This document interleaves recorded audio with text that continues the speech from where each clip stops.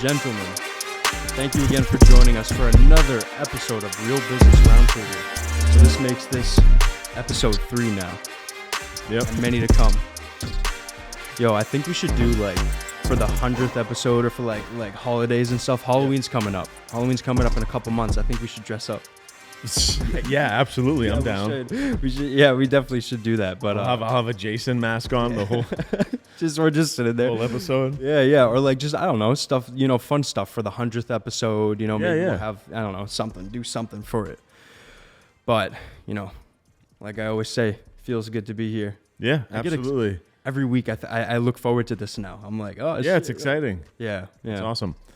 So today's episode is going to be about pretty much sales. If anybody's in business for themselves and wants to, move their product, move their service, and they want to sell more, we're going to give tips and tricks, real life, real experiences that we've had out in the field. I also want to talk about, people who are in the sales position, some stuff, if you're cold calling, if you're door knocking, if you're, doing real estate, if you're, all that, anything sales. I want to add a little bit of value. Yeah. Yeah. You also like people who are out there bidding jobs, service people, construction people, contractors, whatever it may be. Yeah. Just anything that can help you get the sale before your competition does. Yeah. Yeah. So like we kind of went over in the past couple episodes, you've been doing sales for a long time. It seems like you were born to, be a salesperson. And, I've been doing it for a couple years now. I got a couple thousand cold calls under my belt. I've been into enough meetings to know a little bit about what works and what doesn't work. So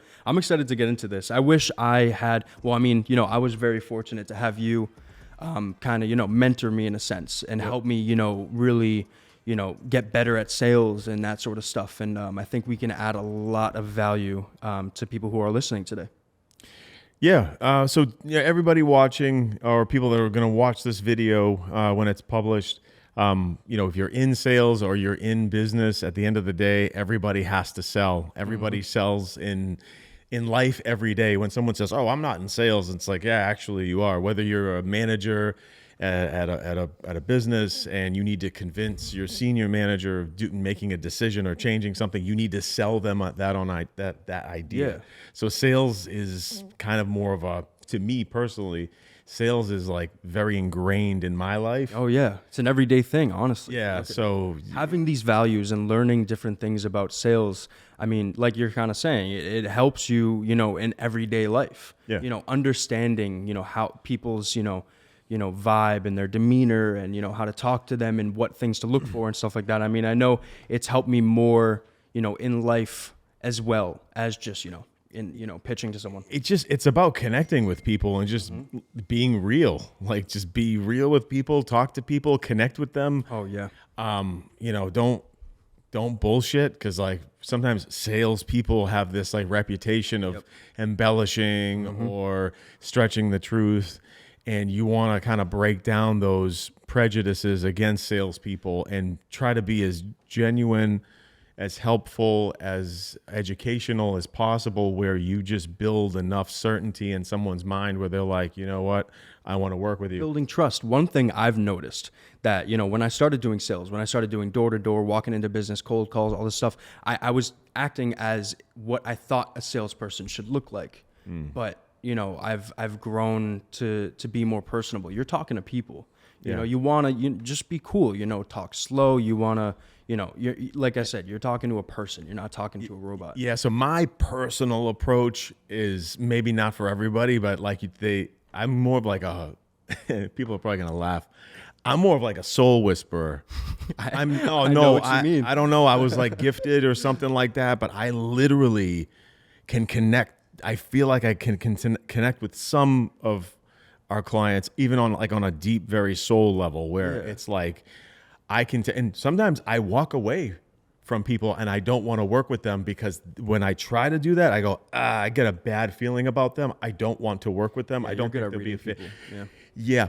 I'm not always good at reading people. Actually, my business partner is really good at reading people. Not to get off topic, but he was originally supposed to be a police officer.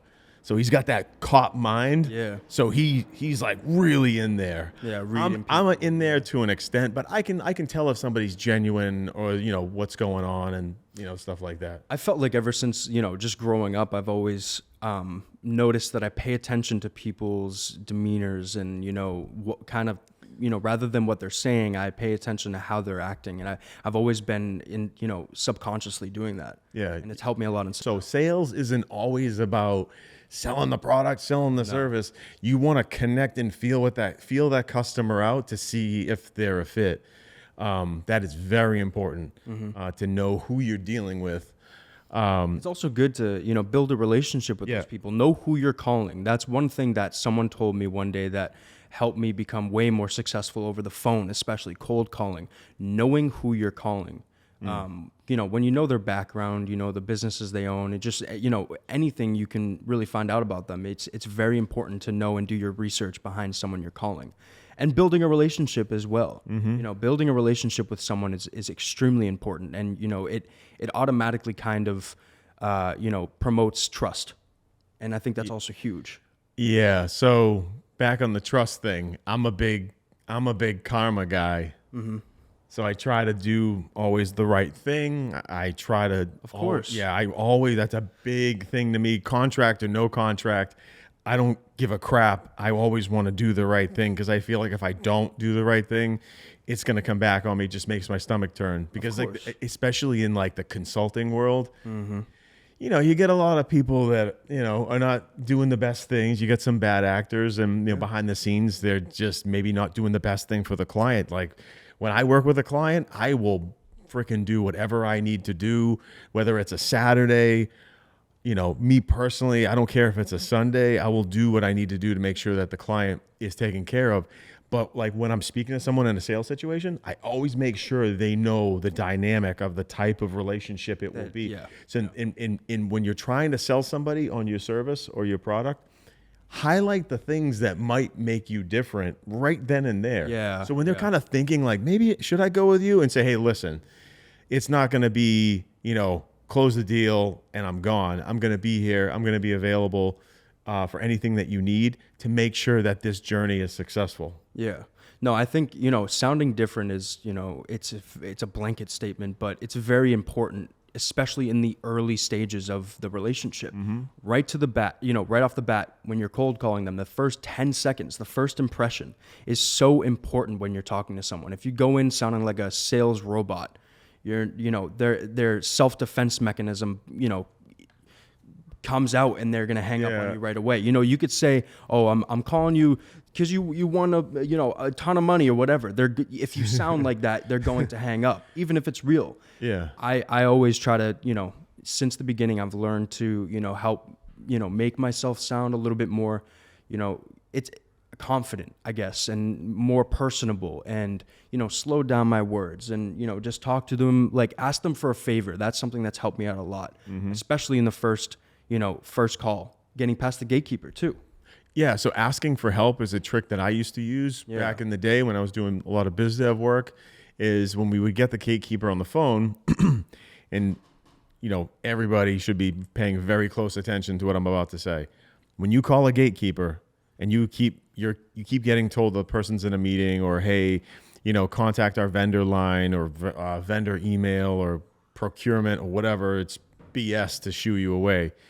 To get through them, the next time you call, you want to wait a little bit. And the next time you call, you simply want to say it just like this. Yeah, maybe you could help me out. Hey, can you do me a favor? If you say that with that voice inflection and that breath, that maybe you can help me out. When you say that, and it used to work really, really well, people naturally, innately want to help each other. Yeah. The good people. They naturally want to help each other. So if you lead the call with, maybe you could help me out. When you say that, there's a long list of what that short little phrase means. Maybe you could help me out. What you're saying, let me translate that. What you're saying is, I've tried several people to try to get through to this person and I'm having trouble. Maybe you could direct me in the right direction and solve my problem for me.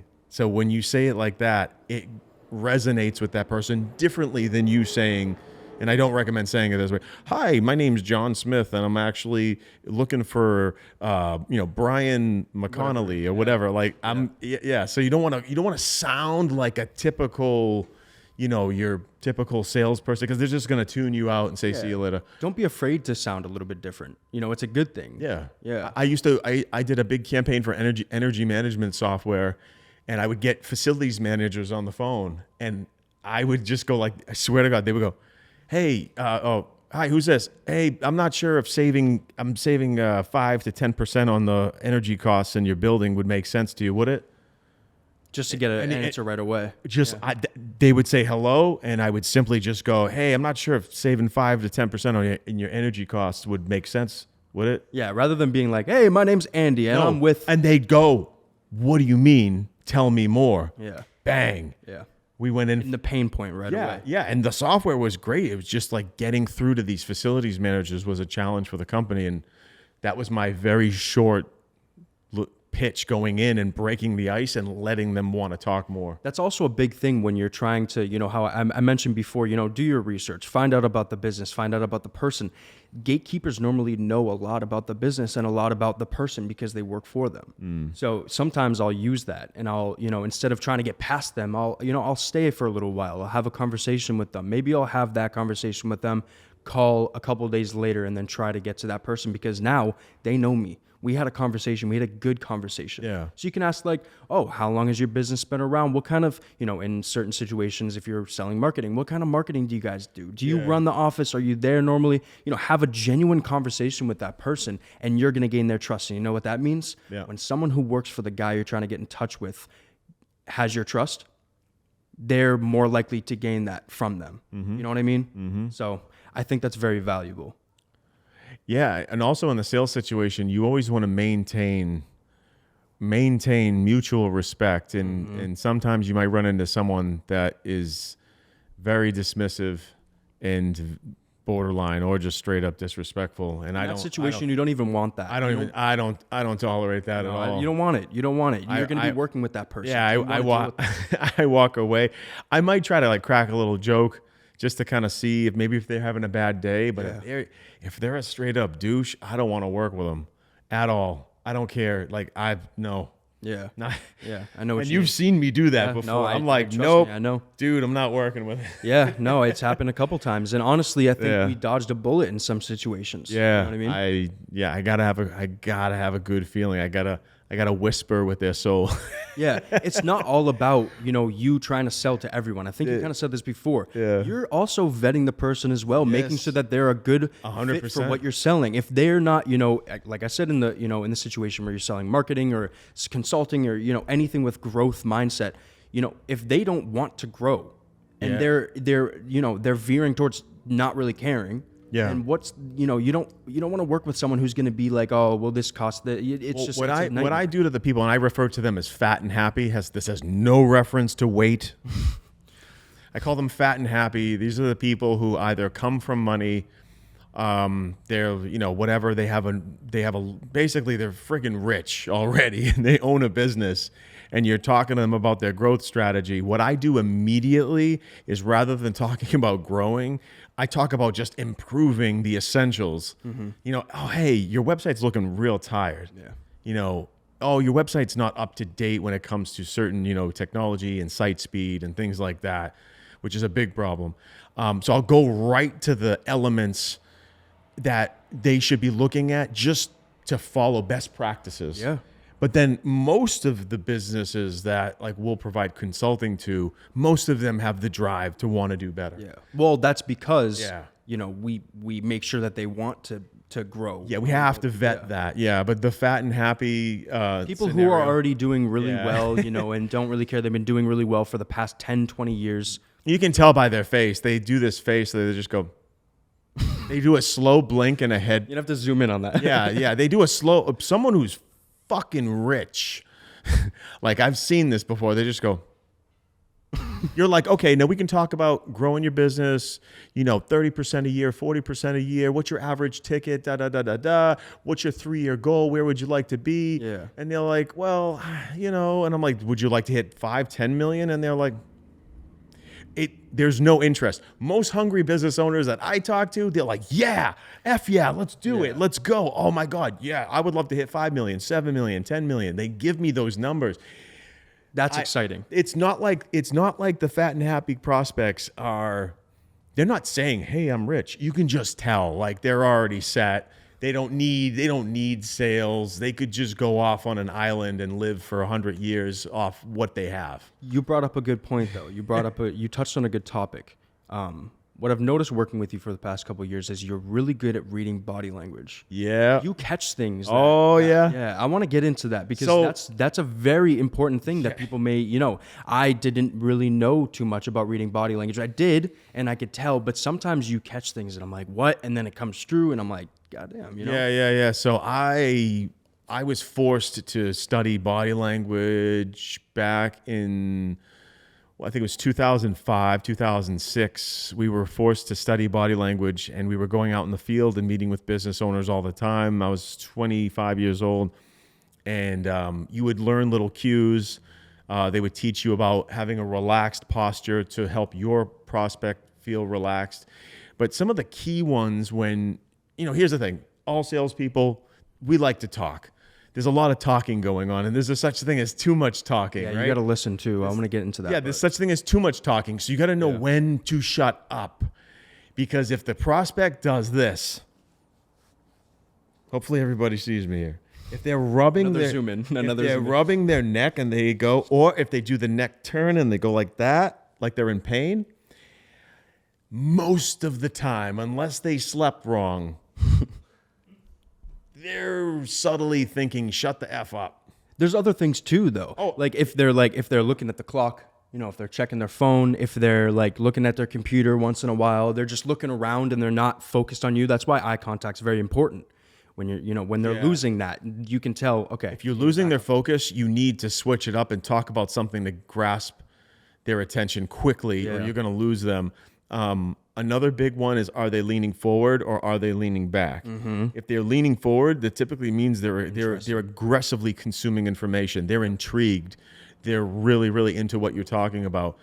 If they're leaning forward, I will lean forward. I will mirror what they're doing. That's a big one I've noticed. Yeah, mirroring is important. Mm-hmm. And it's so weird. It's so natural to me. I don't think about this stuff. So like other sales, when other sales like gurus online talk, I'm like, wow, okay, yeah. Like when you're a natural, and I've been a natural since I was a child, it all stems from like trying to convince your parents to do something, or get something, or something you want for Christmas or something like that, or whatever.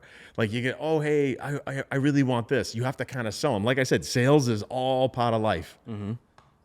Convincing your girlfriend to do something. You're constantly, you're constantly selling. So there's no such thing as, oh, I don't sell. The people who they start businesses and they don't sell, they say they don't sell, those are the people who usually perish. They just think they get what's called shingle syndrome. They hang a shingle and they think that business will just come to them just naturally.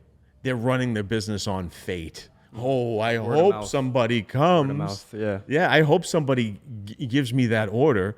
That's more of like a convenience store model. Like someone comes in, they buy a pack of gum, they call it a day. Like that is not the correct way to run a business. Mm-hmm. So when it comes to reading body language, you also got like kind of like we said, you got to know when to talk and when not to talk. Yep. And I think listening and empathizing is very important. One of the most powerful questions that you can ask when you're in conversation with someone, a prospect, whatever it may be, is what is your biggest reason for blank? This brings up them, it subconsciously allows them to talk about, their pain points. And that's when you got to listen. What's your biggest reason for wanting to grow? What's your biggest reason for wanting marketing? What's your biggest reason for selling real estate? Whatever it is, and they subconsciously, talk about pain points, and they talk, oh, well, we've been stuck at these numbers for a while. We're doing well, but, we'd like to see a little bit of movement. We notice other people are doing this. Some competitors are doing this. So we want a little bit of an edge. Yep. it always leads to pain points. I think that's one of the biggest, one of the biggest questions you can ask. So that, yeah, and you got to empathize with them. When it comes to that, you want to identify something that they've been trying to accomplish. So whatever it is you're selling, okay, whatever you're selling is going to fill a need or a want. End of story. You can challenge me on that. Every product product or service is going to fill a need or a want. So you want to find out what those wants are. What are those needs? What are those goals? What have they tried to achieve those goals? What have they tried to solve those problems? What have they tried to fill those needs? And when you discover that stuff, you want to present whatever it is you're selling around their personal, custom tailored issues, their goals. What have you tried in the past? Things like that. Yeah. You want to get a feel for what they've tried.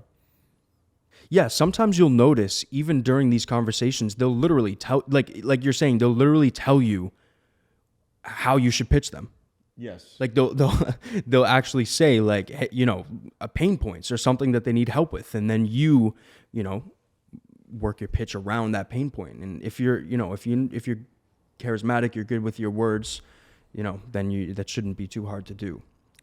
Yeah. So that it's very important to pay close attention to what they're saying, because they're going to talk about what's on their mind. Yeah. And you want to identify and acknowledge, okay, hey, I hear you. I'm hearing what your problem is, and I'm here to solve that problem. Yeah. I kind of want to move back to, the early stages of, sales and stuff and cold calling and stuff like that. You used to do cold calling a lot. Straight up. What are, I know them. I have a couple that I want to talk about, but so let's say someone, young me is trying to get into, reaching out to a ton of businesses. They don't really have, let's say they're a commission only salesperson and they don't really have a lot of resources to come up with lead lists or to do that. Like they made their own lists and they want to call, they're going to call, these businesses. What are some things that that you would like tips and tricks on the early stages, calling the business, saying, hey, this and that. Well, first you have to identify your market and who would use your product or service, and who would need the product or service. Yeah. So find those identifiers and use that to filter out the businesses that would work best. Yeah. And then, if you want to just cold call somebody, I would say you can just use Google. Do a search and find businesses in the area. You can go into Google Maps. I use Google Maps a lot. Expand the search result and see what businesses are in the area, and you call, and you just when you call, you don't want to say, is John Smith there? You want to say, hey, maybe you can help me out. Who heads up whatever it is that you do? So let's just say, say you're a web developer. Hey, maybe you can help me out. Who heads up your website? Who there? Because they might say, oh, XYZ Marketing manages the website. You don't want to talk to them, but you want to get through the gatekeeper by just asking who internally makes the decisions. But you want to say that hey, who heads up whatever? It could be, let's say you provide a new POS system. That's point of sale. New POS system. Hey, who heads up your POS system over there? So you're calling into restaurants and you sell POS systems. Get the person on the phone that heads it up. Because if you say it like that, they'll, because you'll get their gears turning. Now they're thinking. But if you get the owner's name and you immediately ask for the owner, sometimes that doesn't, fly with them because they know, you're just trying to get the decision maker for the business. But if you're asking about who heads up a certain area, it's a little bit of a different approach. Yeah. But that's the thing. You want to switch it up and you want to sound different. So you need to be creative. You need to think okay, what could I say to get through to somebody on the phone? I used to work with a guy. Do you want to get into tonality yet? Yeah, definitely. Sure. All right. So everybody I used to work with, they'll probably laugh at this right now. I used to work with a guy, and I won't say his name. He used to whisper on the phone. Oh, you told me about this. Yeah, I never understood that. I He's a meant to whisper try, on the phone. I meant to try that, but I totally forgot. Oh my God, he'd be in his cube. I'm not lying. I'm not exaggerating. You'd walk by his cubicle and he would be like,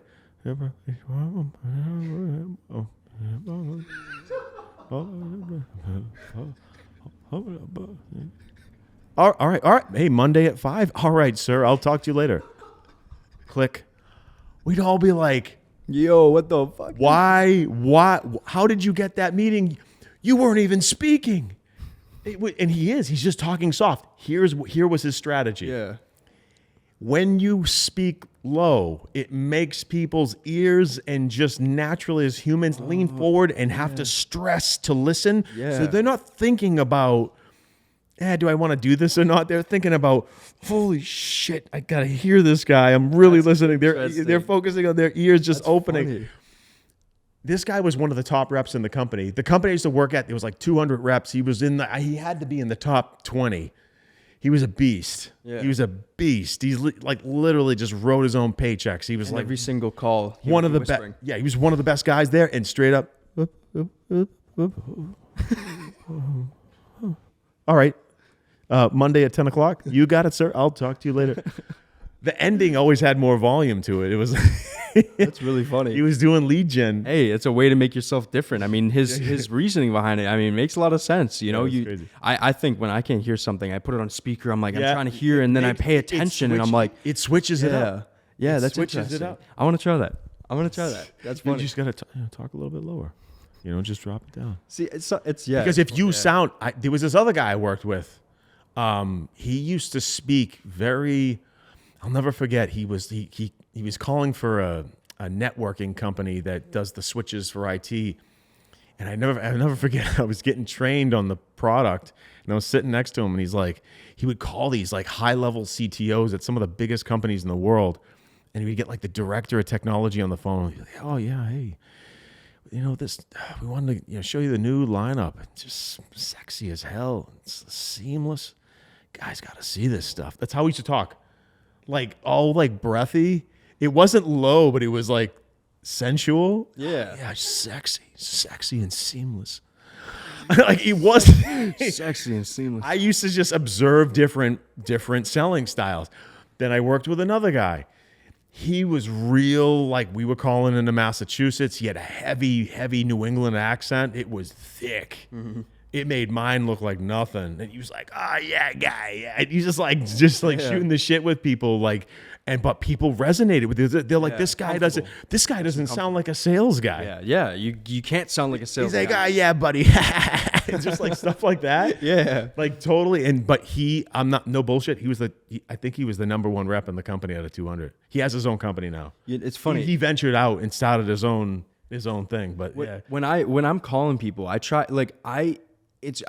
not to really let them talk as much right in the beginning. And normally I'm just like, hey, I hope you're doing well, man. I'm going to be in the area next Thursday. Can we stop in? Yeah. I don't even get a time. That's the go in quick approach, and that works sometimes because it makes me, hey, you're going to be in the area. Oh shit, you're traveling. Oh, maybe I should come by. Maybe you should come. It worked for us in Orlando, dude. Yeah. Bro, I'll be like 5 minutes down the street. Yep. They won't know where we're from, but I'll be like, hey, I'm gonna be in the area. If you're gonna be around, let me just hop in real quick. We'll talk for 10 minutes, and then it ends up being a really good meeting. Yeah. So that's called the urgency tone, I like that. or the for smaller businesses. It's a casual urgency tone where you're like, hey, by the way, I'm traveling out that way. I'm gonna be there for 2 days.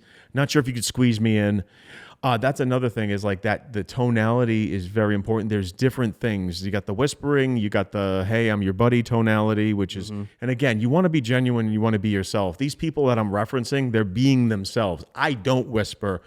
I don't, joke around as much as the other guy. And everyone has their style. And the key to sales is make sure you're being you. Yes. Just, if you're a funny guy, be a funny guy. Yeah. If you're kind of a chill guy, be a chill guy. But don't not be you, but just amplify or highlight the best of you to relate to that person. Yeah, just be you. Just be talk, yourself. Because if you're all like, if you're not yourself, you're gonna come off not genuine. Yeah. You're gonna come off stiff and oh, I need to act like this, and people are going to be like, yo, I don't want to work with this guy. And Yeah. One thing I also remember being very important for me is, this is probably obvious, but know the ins and outs of what you're selling. Know it, because, I remember at the beginning, I would be on a call and someone would ask me a question and I'd be like, shit. I'd come up with something. I'd be like, listen, this is stuff that I don't have too much time right now. This is stuff that we can go through during the meeting. But just knowing what you're talking about, just have it like known so that, if there's any questions that arise, you can just, quickly answer it, sound really professional. You know what I mean? That's something that I learned throughout the process. Well, you have to, no matter what your tonality is or whatever, you have to be an expert. Yes. In what you do. You need to know what you're talking about. But if you're in a situation that, you don't know how to answer, maybe it's someone who knows a lot about what you're talking about. They've been in the industry for a long time. What I used to do is, listen, I know you probably have a lot of questions, but write these down for me. Let's save it for the meeting. This will give us something to talk about. Yeah. I'd say something along the lines of that. And it would work out usually. And they're like, okay, sounds good. And normally they're like, okay, I'm curious about this. Yeah, it sets an agenda. And then they're thinking about it. And then they think about how it can affect their business. And then, exactly. Yeah, like that guy that you told me wanted to build an in-house marketing team. I was like, you know what? Okay, because he told you no. He goes, nope, I'm going to build an in-house team. And you said that to me. And I go, okay, I'm going to turn this into a free consulting meeting over lunch. And I'm going to highlight and put a spotlight on the fact that it's going to cost him a fortune compared to just hiring consultants. So we had lunch with him, and I was like, okay, you're going to need, I'm like, you're going to need to hire this guy. You know who you are. You're going to need to hire this guy. You're going to need to hire this guy. This guy's salary is going to cost you X. And then if we add up all of this, this is going to cost you about 10 or 20 times what it would cost you to hire an agency. And I'm not going to get into what happened. No, he took the information and left. And that's what I like to do. I like to network. I don't have to close somebody. Oh my God. Because you know what? I get calls from people that did not move forward with me. I'll get a call from them a year later and they're like, I don't know why I didn't move forward with you. Like they're like, what the heck? You just brought up a massive, factor of success. Networking is so powerful. It's so powerful, and it's usually really good. Hey, this guy that I don't know what I would normally say, but I'd use that to build trust. Yeah, you know what I mean. Another tactic, if you're trying to get through to a company, to the salespeople watching, if you're having trouble getting through to someone, pretty sure a lot of you guys know these tactics. You can look on LinkedIn. You can see who they're connected with. If they're connected with anybody that you're connected with.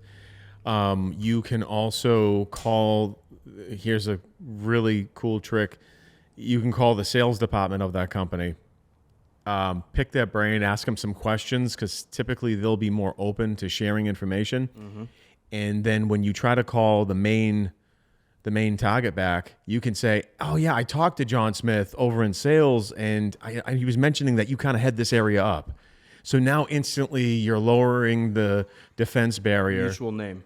And they're like, oh, yeah, you talked to John Smith? Oh, okay, yeah. All right, well, what's this about? At least you have their ear at that point. And sometimes, not every time, it will work. You got to try different things. Yeah. I do that a lot with emails. I say, hey, I had a great conversation with this person.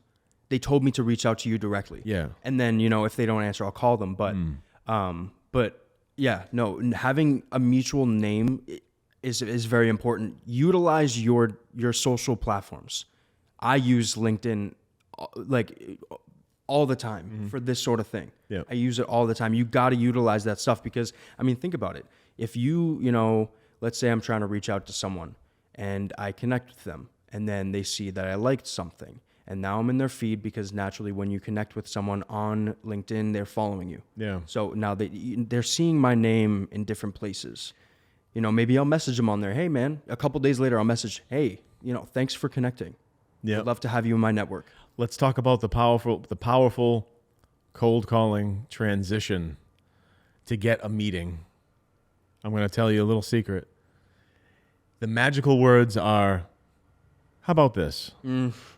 Yeah. How about this? Yeah, you sit back. All right. How about this?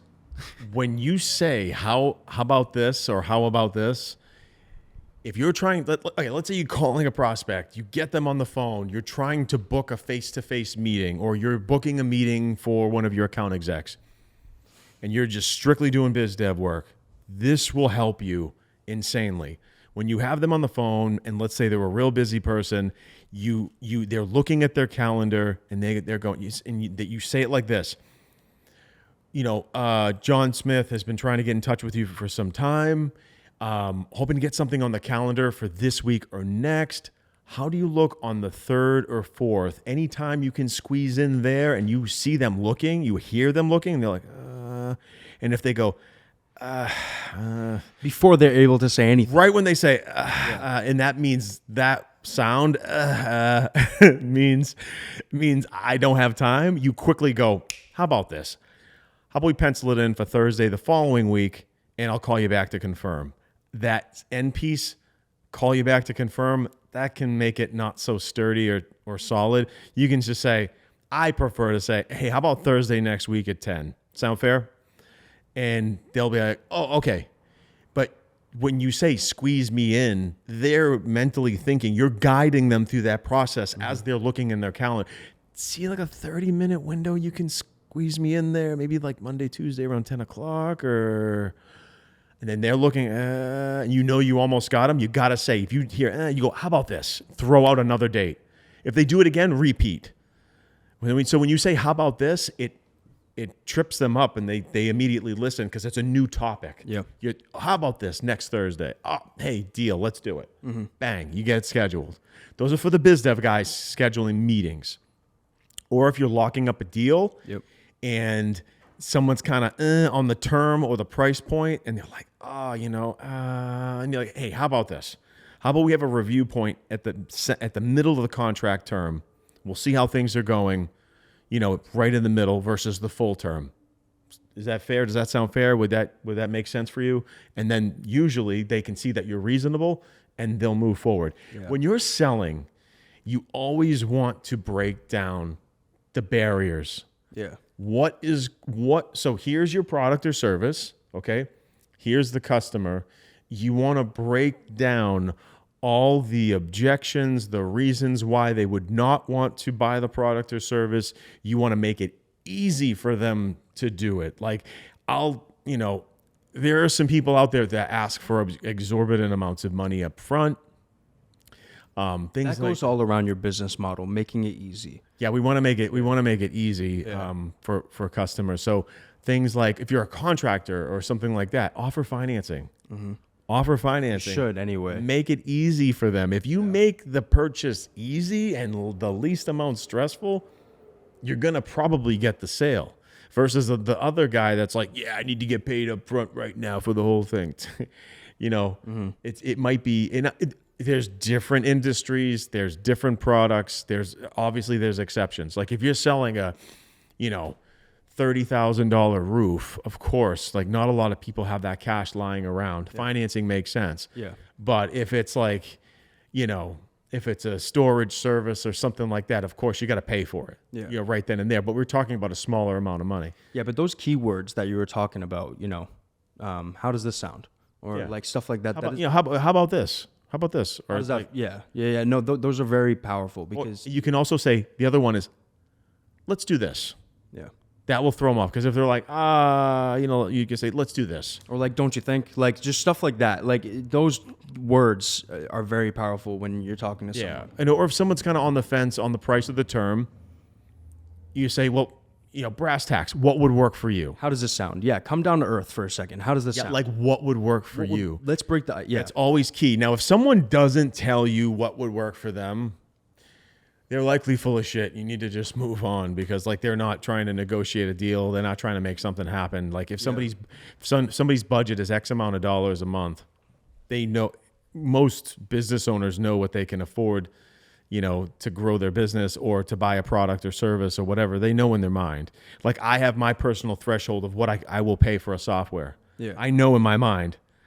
I'm going to pay this amount max and it better provide value. And then it gets tiered, it goes down. So everybody has a budget. I want to get to the part where things start to get interesting with sales, where you can get a little bit more creative. Sure. You know, when someone just completely ghosts you.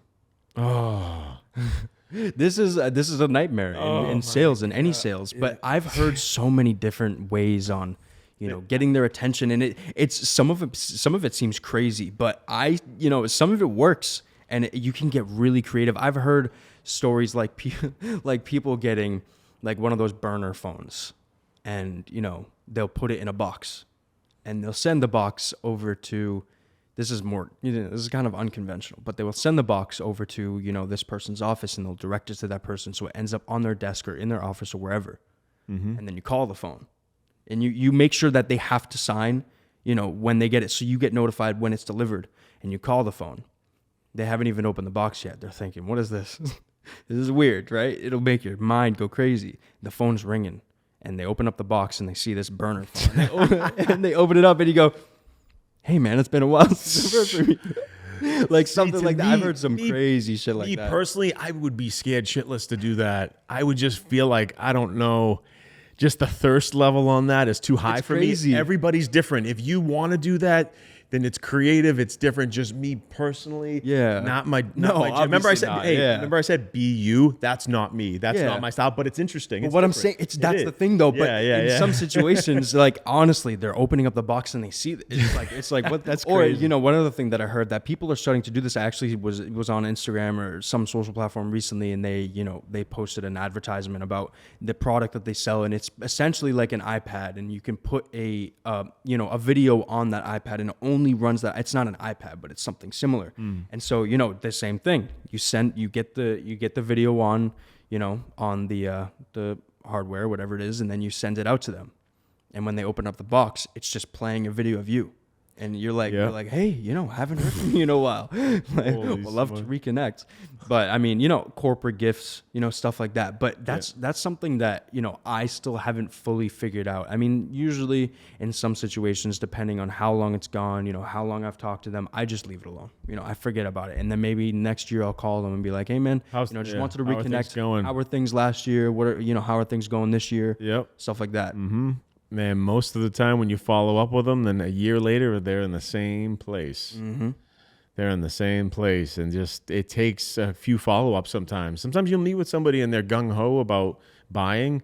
And then sometimes, you know, especially if you're in a growth industry like us, where we do the things required to grow a business, you know, so it's a very sensitive, very high energy conversation that we're having with somebody where we're talking about literally improving their quality of life. You know, you have something to check in about. Yeah. How are things? How are things going? So. Like we just had a conversation with someone that we're going to invite him out and hang out, maybe grab some lunch or something and talk to him. But he's in a worse spot than he was before. Yeah. And he ghosted us. Yeah. So, you know, it happens. It's the part of sales. And, you know, honestly, like you can't be stuck up on those negative things. You know, maybe you're going to get ghosted 100%. It's going to suck. Don't let it discourage you. Don't let it discourage you. You got to keep pushing because, you know, like if you just let it discourage you, you're going to feel negative about it. And then it just brings you down this whole rabbit hole of just like thinking and thoughts and anxiety. And you got to keep moving forward. You got to keep pushing. Keep plugging away. That's what my grandfather always told me. Yeah, keep plugging away. Don't stop. Keep plugging away. Don't stop. It's a numbers game. It sounds cliche, but that's what it is. It's a numbers game. You got to keep going, keep pushing. Don't get discouraged. There's always someone that's going to say yes, regardless of what you're selling. Oh yeah, make 100 calls a day. That's what you told me when I first started with you. Make 100 calls a day. The odds of you getting a no every single time is very low, and you're going to get a lot of experience. I got a ton of experience from doing that. You know, it sucked, but you know, there was a call at that cold calling company I used to work at. A few of them had call counters. They had software that would tell you where you're at for the calls for the day. Yeah. And unless your numbers were on point, you, like, for example, if you were hitting goal or surpassing goal, they would excuse it. They wouldn't care. If you weren't hitting goal, you had to hit that 100. Yeah. You had to hit that 100. No questions asked. Yeah, early in the game, you gotta. I mean, it's very valuable. to hit 100 calls a day or just something like that, Yeah, we used to call it the brown binder because the guy that managed our department, he had a leather Coach binder. And if you saw him coming at you with that leather binder, you knew some shit was about to go down. They used to always take you into the smallest room. There was this little small room. It was almost a closet. And you're awkwardly in there. And he's like, so what's going on? And he'd always tap that leather book. I only think I had to have that conversation, not about performance. I had to have that conversation about, I was really hungry and motivated. I was a little aggressive on the phone. Mm-hmm. I was a little aggressive on the phone. I wanted to hit a goal. And the only issues I had was my level of, maybe I was overly excited.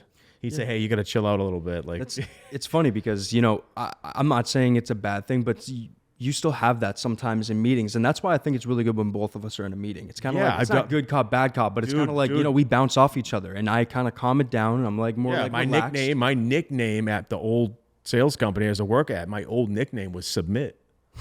That was the name that was on my desk. It said Submit. I just got it like submission. Yeah. And like I think somebody they posted a picture of a guy in a headlock and on my area. So that was my nickname. But literally when you only eat what you kill, that's the mentality. It's a survival thing. Mm-hmm. So you want to be aggressive, but sometimes, and no bullshit, I would be too aggressive. Yeah, no, it's I'd have to get spoken to a little bit. They're like, hey, you got to chill a little bit. Like, we love what you're doing, but hey, take it easy. Yeah, it's the passion, man. It's the passion. I mean, you're a natural salesman, but sometimes I'll have to like kick you under the table. Oh, dude, if I get a no from somebody, I'm going through my whole entire list of people that I'm working on and talking to, and I will like command myself to get some kind of response to make up for that bullshit. Like if it's, for example, if it's someone that we're working through the sales pipeline and they're like, well, my significant other said it's too much and I just can't do it. Like some BS. I'm like, okay, great. Hey, no problem. We'll check in. We'll check in a year or something like that. Good luck to you. My door is always open. But once I hang up that phone, I am moving on, and I'm moving on with vengeance. And we're talking about the motivation on the other episode, but that gets me going. And it's literally, I'm hunting a deer and say, pooh, and I don't get that deer. I'm like, I'm gonna get it. Whether it's that prospect, that's the drive. You got to treat it in your mind like it's a game. It's a challenge. Yes. It's the people out there in sales that my son loves video games. Treat it like a game. Mm-hmm. Set that number. I gotta hit bing, bing, bing, bing, bing. Those are your points. Those are your stars. That's what you got. Like treat it like a game to yourself that you have to hit those goals, and you'll find yourself hitting them. Especially if you're comp only. You gotta set goals for yourself, because if you don't hit those, it's gonna be like you don't have anyone telling you, this was good or this was bad, this was a bad month, whatever. You gotta set those goals, because if you don't, then you're not pushing yourself enough. Yeah. You know what I mean? Yeah, like some people like there's a lot of mental that's involved with thriving in sales. But, you don't want to feel like bad for yourself, or you're not good enough, or, I'm not good at sales. If you can talk to people and have a conversation, you can be good at sales. Yes. You would be surprised. Just be a normal person. Just relax. Talk to them. There's no such thing as, I can't sell. Yeah. You can sell in some way. Yeah. Like there's gotta be a way to figure it out. Yeah. No, I mean, anyone can be a salesman. Like you said before, salesperson. Yeah, salesperson. I'm sorry. Yeah, anyone can be. I mean, like you were saying before, that guy that whispered, and the guy. There's so many different ways you can be a salesperson. Mm-hmm. And it's just I think we gave people. I mean, there's so literally I could talk for hours about. Oh yeah, we could talk all day. But I think we gave a lot of great value today. Yeah, we'll have other sales episodes. Oh yeah, I want to have some some salespeople on that we can talk to. Maybe they have some more value they can add. Maybe some like different little things that they do. Mm-hmm. Awesome. Well, I think we're getting a little. I think it's about time that we start wrapping up today. We're gonna wrap up. All right, folks. Thank you for watching. Yeah. Be sure to follow the Instagram page. Yep. Follow, like, subscribe, turn on notifications. Check out YouTube. Yeah, thank you so much for joining us today. We're excited for the future with this. Peace out.